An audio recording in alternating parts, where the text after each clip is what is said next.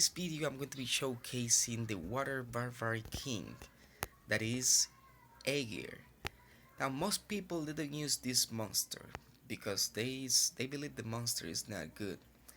I've been having this monster for a really long time. This was my second 6 star. My first 6 star was Ramagos and I loved it. It was back in the day, like about 2 years ago and something. But this monster was the first monster I gave Devilmons to. And I didn't have anything else. I'm a free to play player, and this was the only monster that was worth my Devilmons at that time. And everybody was saying, no, you don't need to give him Devilmons, you don't need to skill him up, you don't need to work on him. But I've been having this monster for quite a long time, and he really is really good for dragons actually. Why? On the on the first skill, he will be dealing continuous damage for 2 turns.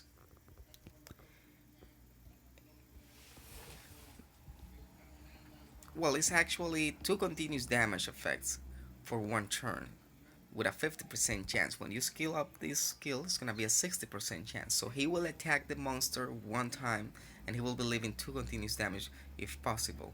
And if he does land the continuous damage, that will be 10% less that the monster is going to have of his HP. The second skill is the branding effect.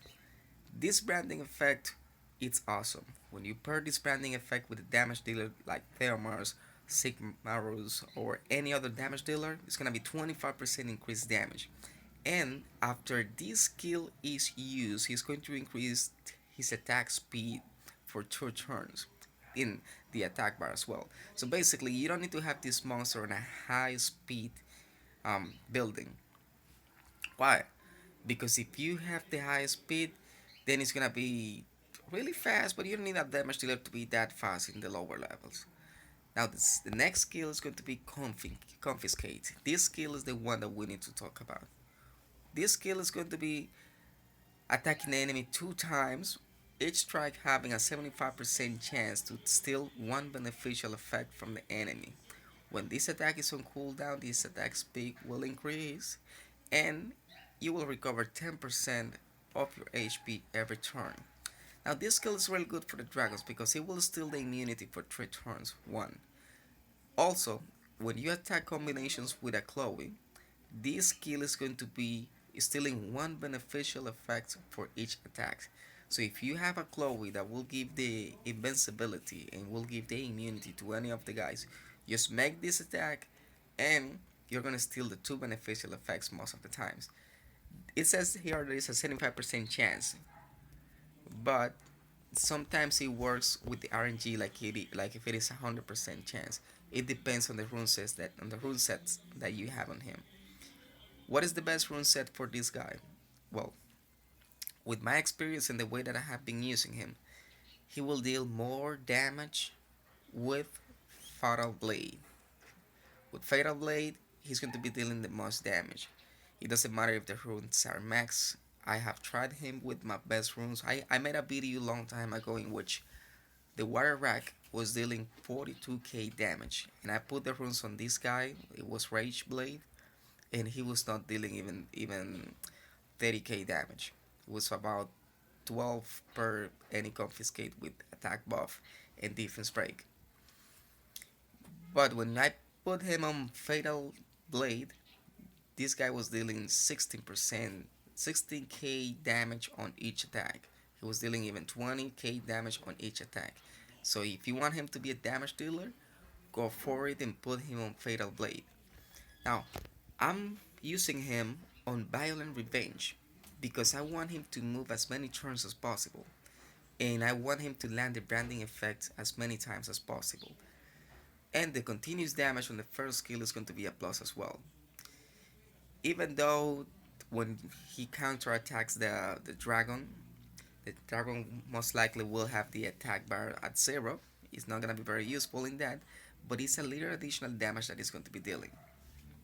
I'm going to show you the rooms real quick so that way you can see the rooms. If you need to see the rooms, you can pause the video while I'm speaking. Right, let's see. This room is good. 50% crit rate, 8% attack, crit damage, speed. That's all you need on an attack monster. attack percent, crit rate, speed. Now let's go ahead and check on the rules real quick because we need to get into action. This is a 4-star rune that I have for a really long time. I kept this rune because it was a legend rune and I started powering up the run. And it got to 14% crit rate. It has crit damage and I need the accuracy for the confiscating the branding effect. And it has some decent HP substats. It's not like a lot, but it's some decent at this level. This rune is just here because it's an attack percent rune and it has 13% speed, 13 speed. And it has some decent crit damage over there as well. Now, look at the stats. It has 1000 attack. He doesn't need more than 2000 HP to survive. He has 43 speed additional, so basically 146 speed. With the Sky Tribe Totem maxed out, it's actually like if he's having 170 something speed. Um, the crit rate is 63%, but I paired this guy with Theomars, and Theomars will be giving the leader skill 24% crit rate. So basically, I'm having 87% crit rate, that is nice, and 152% crit damage. Resistance is not something that I'm looking for when I'm playing the game, and accuracy is 41%. I I wish I could have more accuracy in this guy, but 41% is more than enough for what I need. And the only thing I'm using him right now is for the Dragon's B10 team because he's really reliable. I can count on him to do the damage. I can count on him to remove the beneficial effect, and also for the continuous damage. Now, let's go ahead and put this guy into action so that way you can see him at work. And we're gonna get to the Dragon's B10. At the Dragons B10, this is the team that I use the most because it's a reliable team.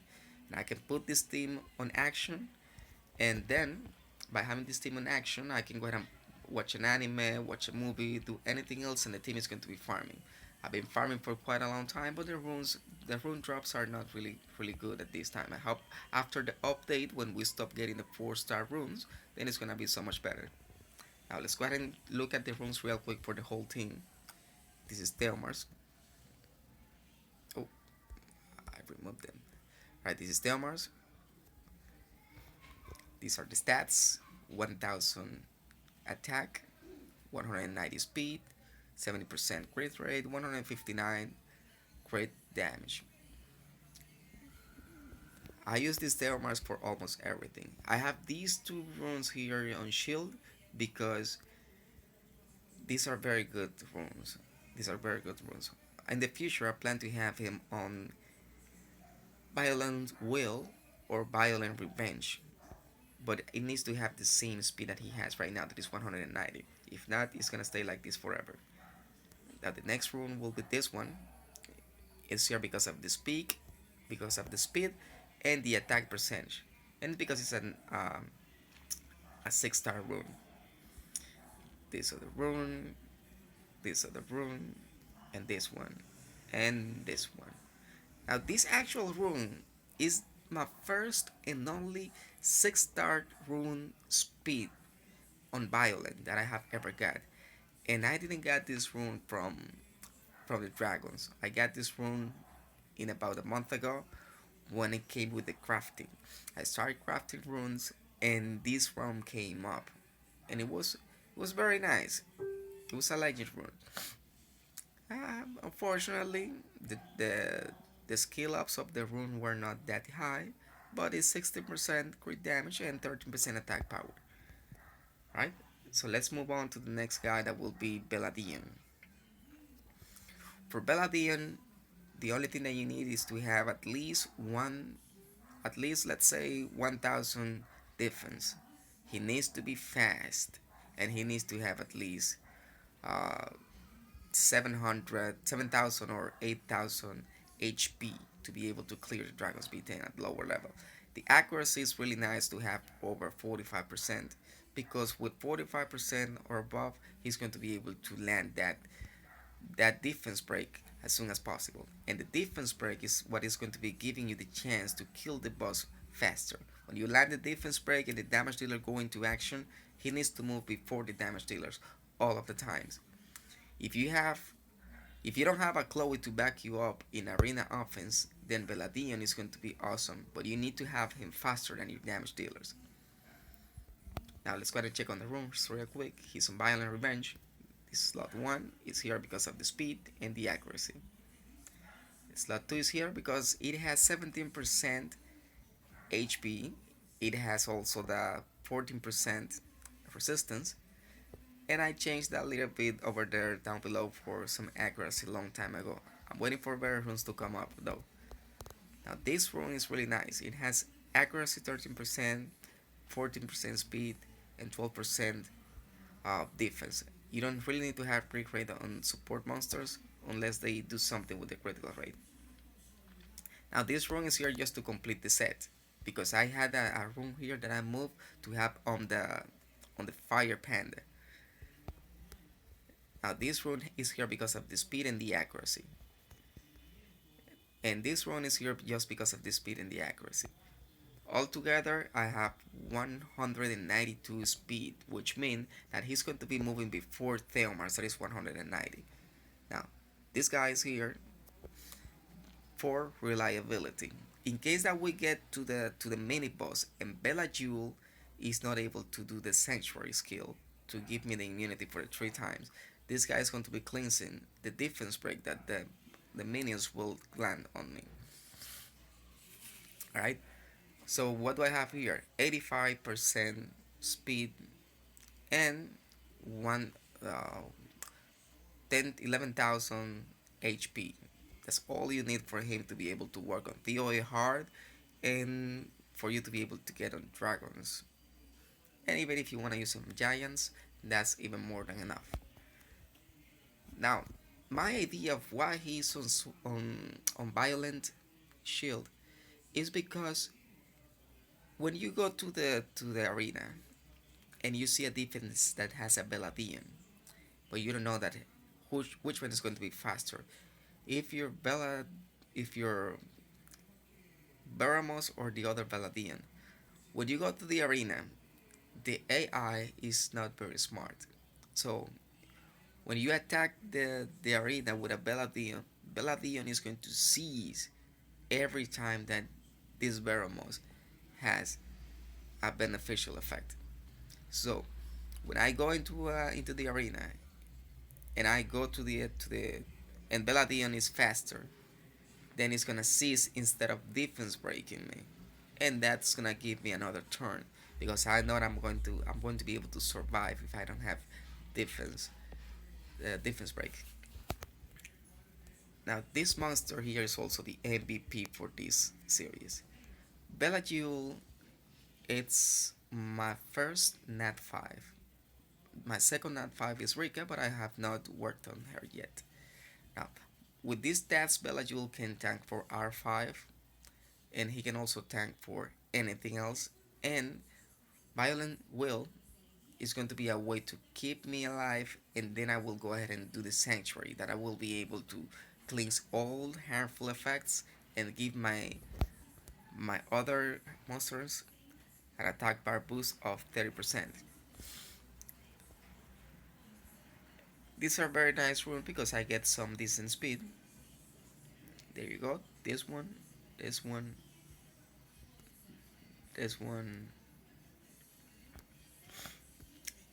It's on speed, the HP, defense. For the support monsters, it is good to build them on speed HP or speed HP defense, depending on the substats that you get from the runes. Now Bella Jewel is a monster that its attack is based on defense percent, so it's going to be better to have him on speed defense. But that HP rune I have in here is a rune that has 11 speed, and I needed the speed. Before I had him on Violent Will, I had him on Swift Will, and he was 123 additional speed. And I didn't want to change him before I get some decent speed that I was able to keep using to keep my Conqueror level. Now let's go ahead and see the team in action. And in this case, you will see how the first move is going to be Bella Jewel that is going to grant the Sanctuary and it's going to buff the attack bar.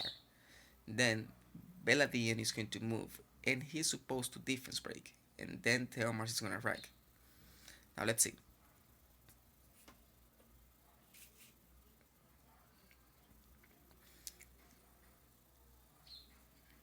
Now also Beramos is here for something very simple and very important.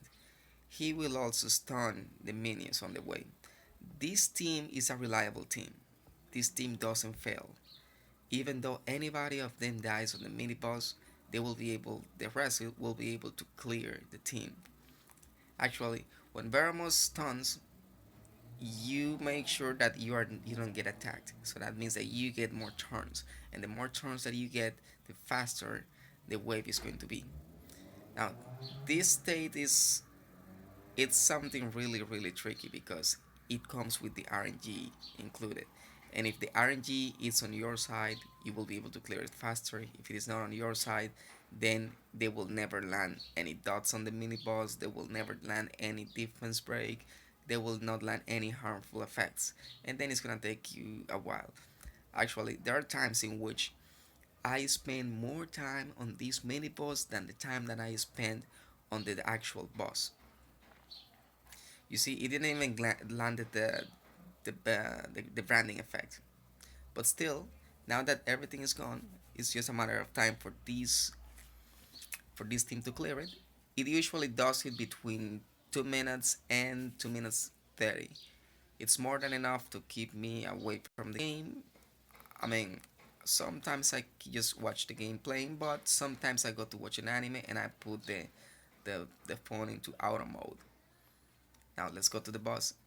Now, if he lands the beneficial, the harmful effects like the defense break and the branding effect right away, then it's gonna be ending this run faster. Now look at the Aegir attack bar at this time.